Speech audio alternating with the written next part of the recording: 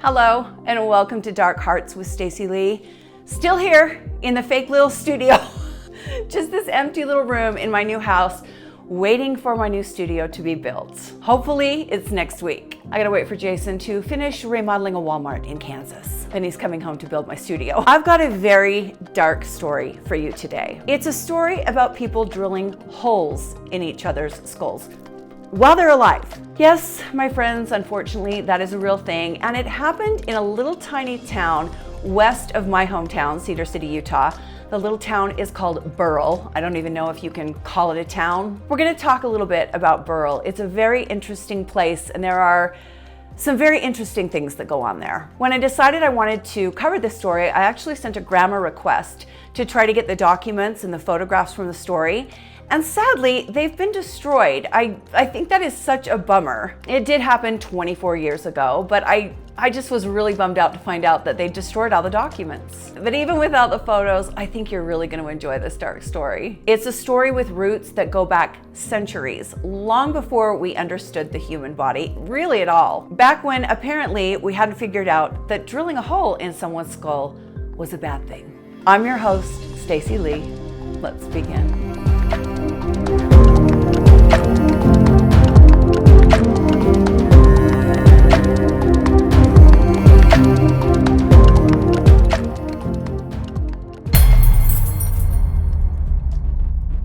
It's a Monday night. People are at home recovering from what we thought, some of us thought, was going to be the end of the world. This is Y2K. Some people believed that when the clocks rolled over at midnight on December 31st, 1999, that the world would be thrown into turmoil. The computer networks would shut down. The satellites would fall out of the sky. People stockpiled food and toilet paper. Oh, does that sound familiar? They were hoarding supplies and getting ready for our ultimate demise. But what happened instead is that the computers just rolled over from 1999 to 2000, like they were supposed to do. And we all went on with our lives. I do actually remember this time, the city of St. George hired me to play their city New Year celebration. It was called First Night. So on December 31st, 1999, I was standing on stage in downtown St. George singing for the town, wondering I wonder, is this really gonna happen? But it did not. I was 29 years old back then, and my love of true crime was really taking off. So on the night of February 10th, 2000, I was watching 2020 on ABC, and I remember them talking about a southwestern town. I think they said something like Southwest Utah or a western state. And as they started to show the footage, I was like, that's Burrell. They showed a little bit of the town, if I remember correctly, and I thought, that's Burrell. So I was really shocked. I thought, why would a national news magazine show be covering anything in Burrell? Burrell is one of the most desolate, unpopulated areas in Utah. I mean, like I say, I don't even know if you can consider it a town. The story got more and more strange.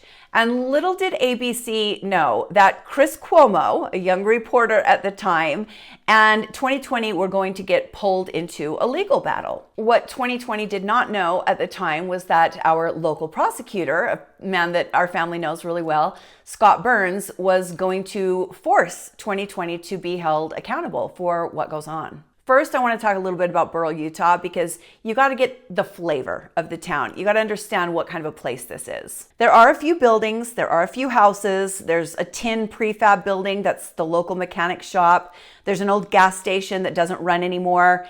It is very, very desolate, and much of what is there, you're not welcome to see it. There are people that live in Burrell because I know some people that live there that are actually mentally ill. There is a guy in Burrell, I don't know if he's still alive, I would be really surprised.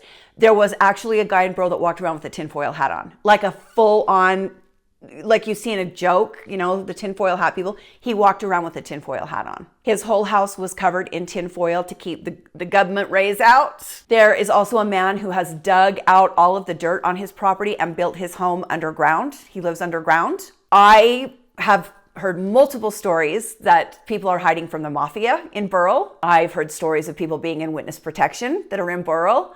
And there are a lot of stories of people that just hate everybody and want to be left alone. They go to Burrell. Burrell is also known for the manufacture of certain substances that people like to make in isolated areas. This is the kind of place where people go to disappear. The houses, the very few houses that are there are very, very spread apart.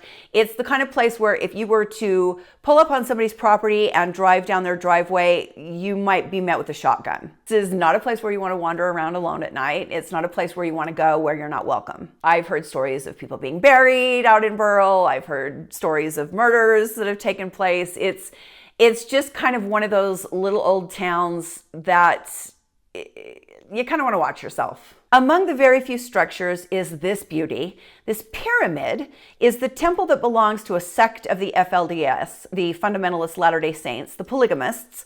This sect calls itself the Righteous Branch of the Church of Jesus Christ of Latter-day Saints. It has about 200 members, mostly located near Modena, which is just west of Burl. This sect has been out near Burl since 1978 after it was organized by Gerald Wilbur Peterson Sr. Now, why did Peterson Sr. start this sect?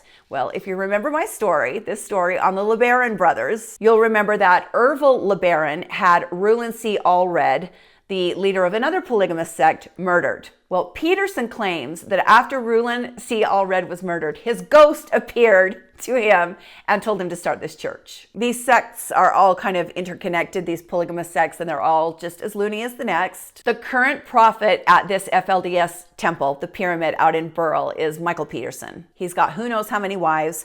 I guess in this sect, as soon as the girls turn 18, he picks who they're going to marry. It's just gross. So Gerald Peterson was out there, in the 70s practicing homeopathic medicine. And that kind of plays into this story because Burl tends to be a place where people who have very extreme and alternative beliefs end up. It's very common for people with fringe beliefs, extreme beliefs, to end up in isolation. In fact, as I've studied Mormonism, when I left the church, I studied Mormonism in a way that I never had before. There are a lot of theologians and religious extremist experts that say the only reason Mormonism survived during that time period was because of the isolation. If you know the story of Mormonism, Mormons were kind of run out of Missouri and they, went on a wagon train and ended up in Utah. And Brigham Young declared this is the place, and they pitched their tents in what is now Salt Lake City. And they were isolated for decades in Utah, especially down here in southern Utah where it's 110 degrees, no air conditioning. They would send people down here to settle it. And a lot of religious historians believe, there was a lot of little religions cropping up all over the country at that time. And they believe that Mormonism survived and became the bigger religion that it did because of the isolation. The people that were raised in Mormonism had no exposure to anything else. Now, of course, if you ask Mormons, they'll tell you that the religion survived because it is the one and only truth. But if you ask other people outside of the religion, it is because of isolation. People who live extreme beliefs, they thrive in isolation because they can keep their followers from being exposed to other things that might make them question their extreme beliefs. Polygamists obviously seek isolation because they're doing things that are against the law. Polygamy is not legal, and marrying young girls especially is not legal, or moral, or ethical. You've probably heard of this guy, Tom Green. We're going to do an episode on him. He just died, maybe like a year ago. But at one point, Tom Green was living here in Burl among this sect. This is just a very brief overview of this little place called Burl. I just kind of want to give you a feel for what kind of town it is. A lot of very strange characters out there. A lot of people with things to hide living there. It is very much a no man's land, kind of a place where, if you went walking around and ended up on the wrong property, you might just disappear. So somehow Chris Cuomo and his news team for 2020 get word that this event is going to take place. I would have to imagine that the people involved in the event alerted the news team. I don't know how in the world they would have found out otherwise. The story today involves a man named Peter Evan Halverson. Peter was 54 years old at the time, back in 2000. Now, what is it that Peter Evan Halverson specializes in? Trepanation, also called tree panning. Peter Halverson is a believer in trepanation. What is trepanation? It is the practice of drilling a hole in a living person's skull to do everything from cure disease to increase their lifespan. Some people actually believe it opens your third eye. Drilling a hole in your third eye opens the third eye. John Lennon apparently once asked a New Age practitioner to perform trepanation on him, And this new age person, probably thinking, I don't want to do this on one of the world's most famous people and have it go wrong, told John Lennon, well, your third eye is already open, so you don't need it done. That's some self-preservation right there. This person told John Lennon, no, you won't see a difference because your third eye is already open.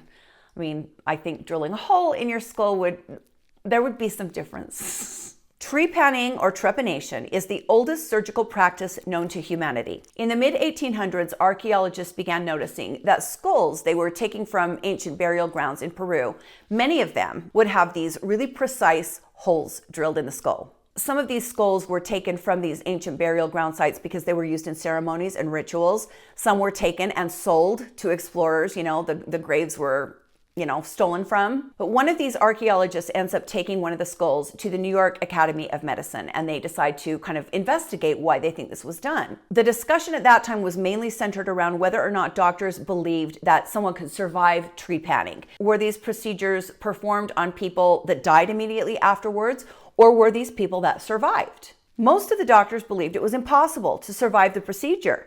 But then the archaeologist who was leading this investigation, a man named Ephraim George Squire, took a skull to Europe's leading authority on the skull at the time, a man named Paul Broca.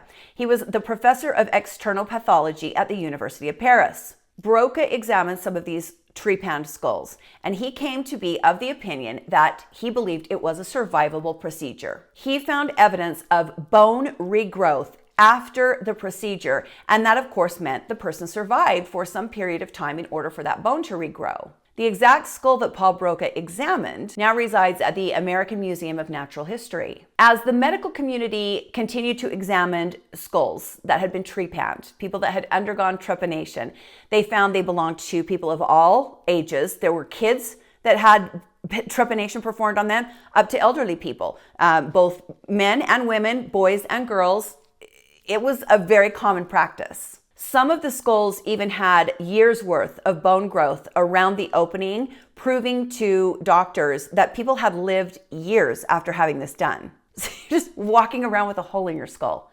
It doesn't seem possible, except for that the body is amazing and the skin would heal back over that hole and somehow you didn't die of infection. Archaeologists have even found trepanned skulls dating back to the late Paleolithic era. At first, archaeologists believed that it was some sort of a religious ceremony. People were getting these holes drilled in their skulls maybe to create a pathway to God. That's what they thought in the beginning. But as Paul Broca studied the practice further, he came to believe that it was actually an early surgical procedure. Then there was some documentation found with drawings and a little bit of literature where it explained that the people at the time believed drilling a hole in your skull, especially if you had a head injury, would stop the blood from spoiling and becoming stagnant. So they were less worried about infection from drilling the hole than they were about infection from the wound. They thought that if you drilled the hole and let the bad blood out, there was a lot of belief in bad blood and stagnant blood in the early times, that was actually less harmful than possibly getting an infection from the wound. In the beginning, the cuts were made with obsidian or flint objects. In that era, all of the tools were made of hard stone. Later on, the knives and the objects used were made of metal. I even found a photograph of an old trepanning knife here. This thing looks barbaric. Trepanned skulls have been found in France, Israel, and Africa, in addition to those found in Peru. There are 4 methods of trepanning. You can see them illustrated here. 1 is a scraping method. 2 is a grooving method, where a groove is cut. The 3rd method shows a boring and cutting method, in which a circular tool is used to make little holes and then the piece of bone is popped out. The 4th method, you see the rectangular intersecting cuts. They found skulls in different countries cut with these different methods. Now, I am sorry, but I will have nightmares about that scraping method. I mean, someone just scraping your skull away. Later on, evidence of a 5th method was used, mostly in Arabic countries in the Middle Ages. This method involved using a hand-operated drill, which was rotated to make a hole in the skull. This image shows a 17th century surgeon's trepanation kit. As you can see, the tools became more advanced, and so did the methods. Later on, archaeologists would find evidence that trepanation dates all the way back to the earliest Chinese dynasties. They found one skull that dates back to the Han Dynasty in year 208. So this is very much an ancient practice, but one that we now know has no medical benefits at all. If anything, it puts you at greater risk for infection and death. Well, most of us know this. Peter Halverson, he did not know this. Peter Halverson was a New Age believer, and he had some very extreme and weird beliefs. At the time Peter Halverson was living in Burrell, there was a woman named Heather Perry living in Burrell as well. Heather was an English woman. She was born in the UK, and she somehow ended up in Burrell, Utah. This is what I'm telling you. Burrell draws people that you wouldn't expect there, very interesting people. Peter Halverson was friends with a man named William Lyons, and all three of these people were believers in New Age medicine, in alternative medicine, and they began to talk about trepanation. Heather Perry had actually heard about John Lennon wanting to have his skull trepanned, and that was what piqued her interest. If it's good enough for John Lennon, it's good enough for me. Heather was of the belief that if she had her skull trepanned, she would open her third eye, she would boost her mental acuity, and she would increase her lifespan. So as Peter, William, and Heather are discussing this, they make the unbelievable decision to actually proceed. Heather did not have a head injury. I don't even know that she had any medical problems at all, but she wanted this procedure performed on her. And Peter and William were willing to do it. Now, if you're thinking the first thing that I was thinking, where is the footage? Where is the footage? If Chris Cuomo and a crew from 2020 on ABC went out and filmed this, where is the footage? When I tell you I have scoured the internet on and off for years looking for this footage, it's been scrubbed.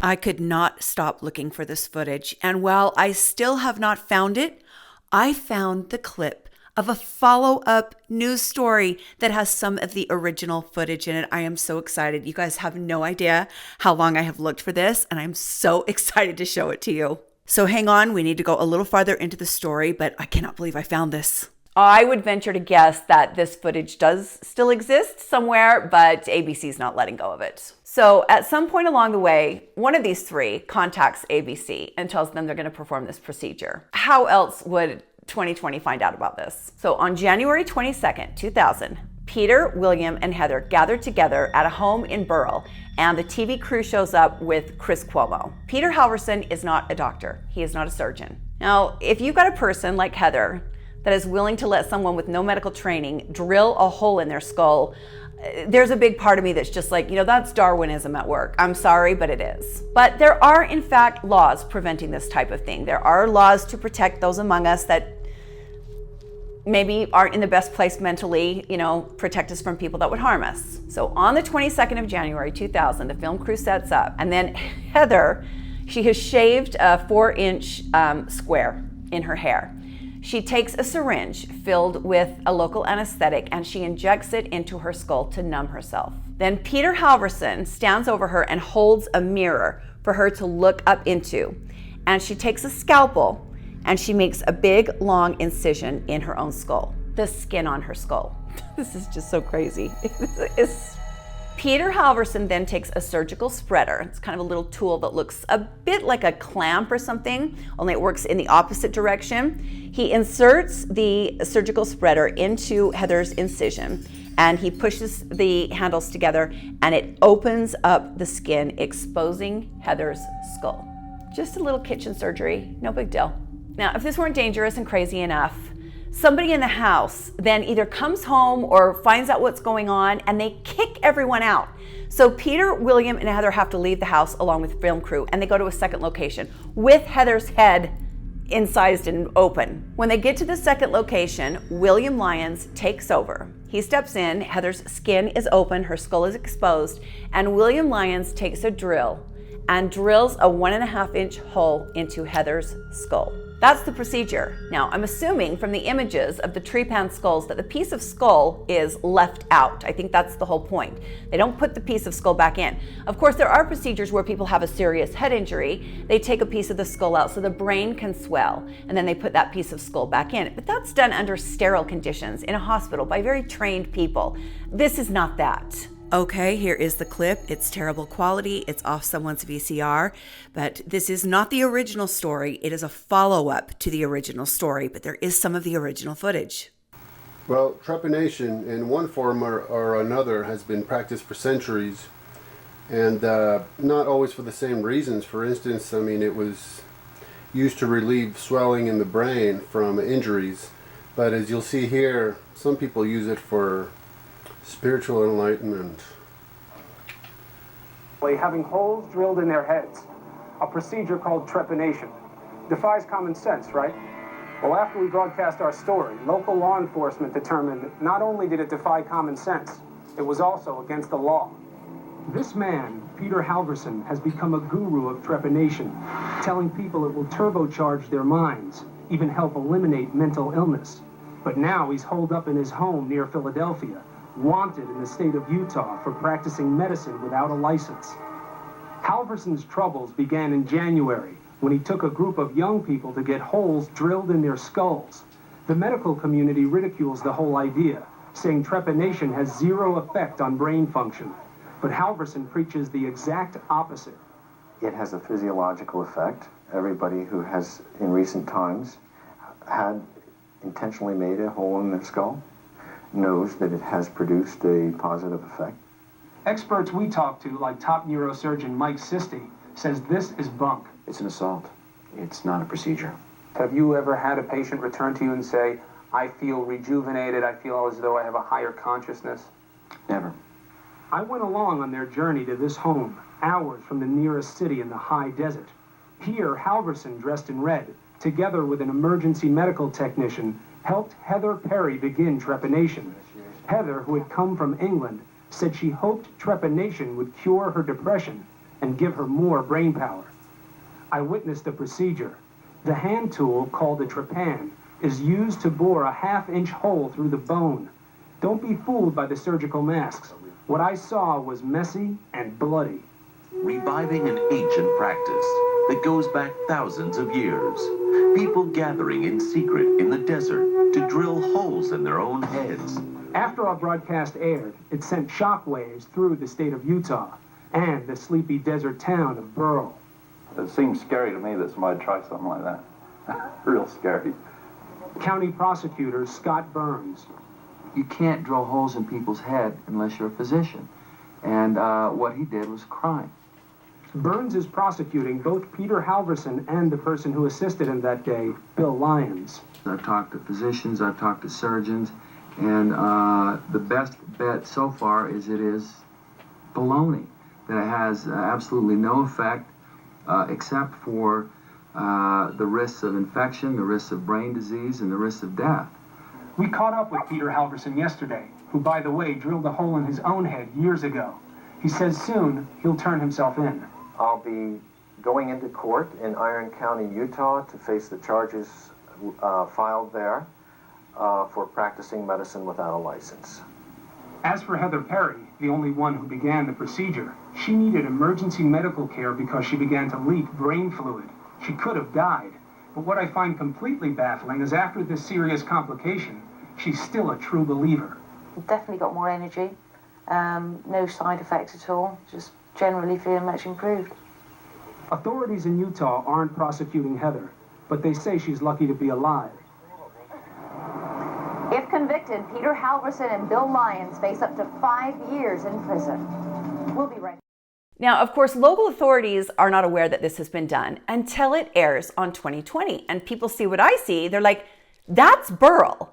I know those people. There were people that were like, I know Peter Halverson. I know William Lyons. They live in Burl, and that looks like Burl. So this information gets back to Scott Burns, who was the county prosecutor at the time. My dad served as county prosecutor in Iron County for 2 terms, 8 years. But at this point in time, he had been appointed a judge. He was appointed in 1995, so Scott Burns was the prosecutor at the time. So Scott Burns is not happy to see his little county, being put on the national spotlight, put under the national spotlight in this way, and he decides to file charges. He files charges against Peter Halverson and William Lyons for practicing medicine without a license. In Utah, that is a 3rd-degree felony. When the men were charged, they both hired attorneys, and their attorneys began working with Scott Burns to try to make some sort of a deal. Both men initially agreed to surrender themselves, but then the day came and went for them to surrender themselves, and they didn't show up. One of the men was represented by Mark Bessendorfer, who is an attorney here in Utah. He has some ties to Cedar City as well. Well, eventually, both Peter and William turn themselves in for booking at the Iron County Jail. They bail out, and while Scott Burns is working with their attorneys to come up with some sort of a plea deal, he contacts ABC's attorneys and tells them, I want that footage. This is why I believe that the footage has disappeared from the internet, because it got them in some trouble. Scott Burns went before the judge and asked the judge to compel ABC to turn over the footage of the trepanation. Well, ABC was taking the argument that it was journalistically protected by the First Amendment and that they were not required to turn over the footage. Scott Burns also filed a motion asking the court to require Chris Cuomo to appear in little old Parowan, Utah in court to testify as the witness to this illegal act. Regarding the crew that was there that filmed the event, ABC took a very firm position and said, we will never release those names. You can try to compel us. We'll go to jail before telling you the other people that were there. They couldn't protect Chris Cuomo because he was actually on camera, but they were very staunchly protecting their journalists and taking the position that they were protected by the First Amendment. First, they tried to make some sort of an argument that the footage was a reenactment. It was a dramatization. And I think they got called on that pretty quickly, and everybody knew that was bullshit. And so then they went to the argument that the footage was protected. The judge then ruled on these motions, and his ruling was very clear. He stated that ABC in 2020 had engaged in a lack of cooperation on the case. The judge even tiptoed up to verbiage accusing ABC of being unethical. The judge then ruled that the footage must be turned over because it contained evidence that was pertinent to the heart of the legal matter, and it contained evidence that was not available by any other means. The judge then cited Utah's laws, stating that this was indeed a felony that comes with 5 years in prison and a $10,000 fine. It was a serious matter. These people from ABC and 2020 had participated, and he wanted some accountability. The judge then stated that the news magazine could not invoke reporter's privilege for confidential and unpublished information because the show was not confidential and had in fact been published. ABC argued that because it used technology to blur the faces of the patient and those performing the surgery, that information was confidential. The judge did not agree. Scott Burns then argued to the court, stating, the question is, did 2020 encourage the committance of this crime by goading or encouraging them to do it for publicity? When Scott Burns was asked by reporters if he was going to go after 2020 and go after ABC for not revealing the rest of the crew, Scott Burns basically had to throw up his hands and say, look, this is Iron County, Utah. I don't have the means. I don't have the money. I don't have the manpower. I don't have the means to go after ABC. He said, in a small county, the cost of taking on 2020 and paying for witnesses for that type of prosecution is not realistic. I don't know if Iron County is in a position to lead the nation in a fight against the First Amendment. He then went on to state that he was not going to charge Chris Cuomo with any sort of criminal charge. Peter Halverson and William Lyons were a different story. Halverson was then 54 years old and Lyons was 56. They appeared in 5th District Court in Parowan, Utah. Scott Burns announced that a plea bargain had been reached and that deal kept both men out of jail. Both Halverson and Lyons were sentenced to 36 months each, court-supervised probation. They were both ordered to pay $500 in fines, and they were both ordered to undergo a mental evaluation. Both men then had to sign agreements stating they would never again participate in trepanation, and they would not encourage other people to participate in trepanation. Now, I think they've scrubbed the footage because there is in fact a very strong legal argument that Chris Cuomo participated in a crime. And I don't think they want to risk, there's probably a statute of limitations that's gone by now. So I'm kind of surprised it hasn't reappeared. That's why I keep checking, but I can't find it. Later on, it comes out that both William Lyons and his wife Betty have undergone trepanation. Both William Lyons and Betty Lyons, if they're still alive, are walking around with holes in their skull. William Lyons told the press has upped his creative juices. It has given him verve and life force. Betty Lyons claims that the trepanation cured her depression, which was made worse. I guess they have a daughter that is mentally ill. And there was a point when Betty, could barely function. And now she's doing great. When word of this story got out, a whole new wave of trepanners were born. People were actually going to Mexico and paying a doctor down there $2,500 for trepanation. It even came with an MRI. You got an MRI before and after, so you could see the whole in your skull. William Lyons told reporters that he was happy to see a new wave of trepanners because he thought it was such a beneficial procedure. He said, if you're at the end of your rope, what are you going to do? You have a child struggling to live and a wife who won't get out of bed. Well, I guess, William, the only rational thing to do then is drill a hole in your skull. I couldn't find any information on what happened to Peter Halverson. I don't know where he is. I did find someone with that name on Facebook who is a chiropractor. It looked like it could have been him, but I'm not sure. The Lyons are just out there living their lives with holes drilled in their skulls, and I guess so is Heather. Just to be clear, and I'm kind of bummed out I have to say this, there is zero evidence that trepanation has any medical or health benefits whatsoever. There is, however, a lot of proof that trepanation is dangerous. So let's not start drilling holes in each other's skulls. I know things are bad. I know they're bad, but that can only make it worse. Thank you for joining me today on Dark Hearts with Stacy Lee. I hope you enjoyed that wacky story. Hit the like button if you like the video. Subscribe to my channel if you want to see more from me. I'll probably be in my little fake studio here for another couple of episodes. I'm hoping the studio construction is done soon. You can also listen to my podcasts. I've got Dining with Death. That is the podcast of the audio taken from the video episodes, the old episodes. This is an archival series. I will not be making new Dining with Death episodes. But Dark Hearts with Stacy Lee is now available on Apple and Spotify as well. These are some stories I have covered here on YouTube, some I have not, but even if I've covered them here on YouTube, they've been re-recorded and the audio is fantastic. Follow me on TikTok, on Instagram, on Facebook, I'm everywhere. You can also join my Patreon. For a few dollars a month, you help keep the videos coming and the podcast coming. You can also join our fundraiser. This is the thumbnail on my channel that will take you to the video that gives all of the information on what we are doing to raise money to donate to police departments that have cold case DNA in storage that's never been tested. I sure am happy to have you as part of my community. I truly appreciate your support and I hope you're well. Stay safe, my friends, and be kind to each other. And I'll see you next time on Dark Hearts with Stacy Lee. Bye.